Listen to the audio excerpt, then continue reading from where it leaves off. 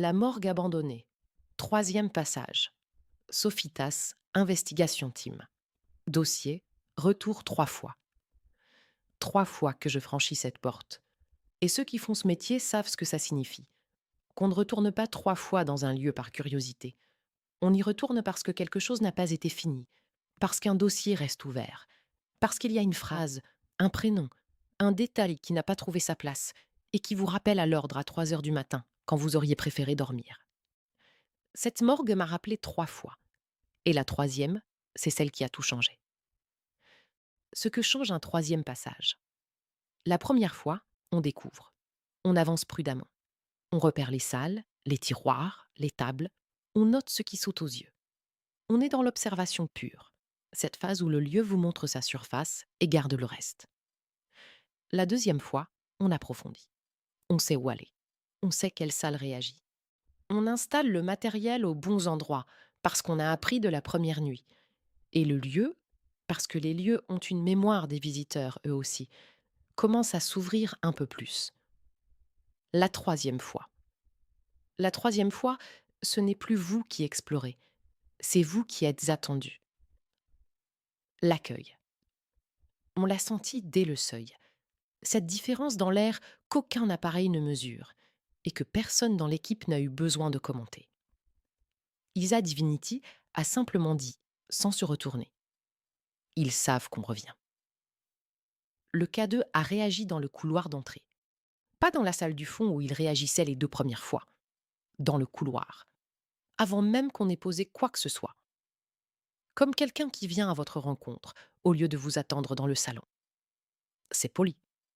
C'est aussi profondément déstabilisant. Les tiroirs.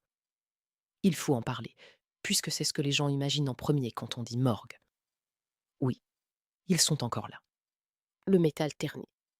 Les poignées.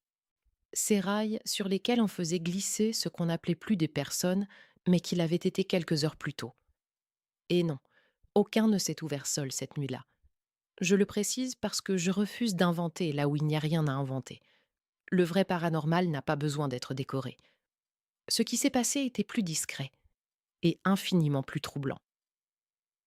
Le troisième tiroir, en partant de la gauche, celui qui n'avait jamais rien donné lors des 2 premières visites, était tiède.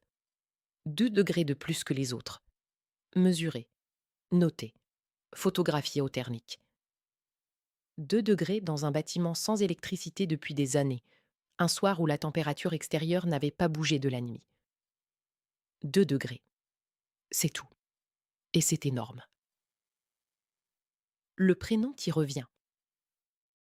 Lors du premier passage, j'avais reçu un prénom. Je l'avais noté, sans pouvoir le rattacher à quoi que ce soit. Aucune archive, aucun registre disponible ne l'avait confirmé. Il était resté dans le carnet, dans cette catégorie inconfortable des réceptions qui n'ont pas encore de preuves. Lors du deuxième passage, rien. Silence complet sur ce point. Cette nuit-là, le Spirit Voice l'a prononcé. Le même prénom. Celui du carnet. Celui que personne dans l'équipe n'avait redit à voix haute depuis des mois, précisément pour ne pas contaminer les réceptions suivantes. Il est arrivé net, dans le grésillement, à 2h11. J'ai posé la main sur la table d'autopsie pour ne pas vaciller. Ce n'est pas de la mise en scène. C'est ce que fait le corps quand le rationnel encaisse quelque chose qu'il n'avait pas prévu d'encaisser. Ce prénom attendait depuis 2 visites que quelqu'un revienne assez de fois pour mériter de l'entendre confirmer. Ce que j'ai compris cette nuit-là. Les lieux comme celui-ci ne se livrent pas au premier venu. Ils testent, ils observent. Ils regardent qui vient, comment on se comporte, si on respecte, si on repart en courant à la première porte qui grince. Et si on revient, surtout, si on revient. Une morgue n'est pas un lieu de mort, c'est un lieu de passage. Le dernier endroit où des corps ont été traités par des mains vivantes avant d'être rendus à la terre. Un sas, une salle d'attente entre 2 états. Et dans les salles d'attente, il reste toujours quelqu'un qui n'a pas été appelé. Ce qu'on a fait. On m'est resté jusqu'à 4 heures. Pas d'exorcisme, pas de grande cérémonie. Ce lieu ne demandait rien de tout ça. Il demandait qu'on nomme. Alors j'ai nommé. À voix haute, dans cette salle carrelée où le moindre son rebondit 3 fois avant de mourir. J'ai prononcé ce prénom. Et j'ai dit que quelqu'un savait maintenant. Que ce n'était plus une ligne sur un registre perdu. Que c'était noté. Documenté. Gardé.